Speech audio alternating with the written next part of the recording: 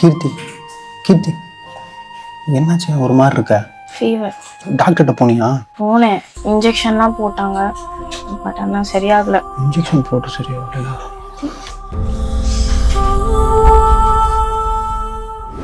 Thank you ma'am, thank you.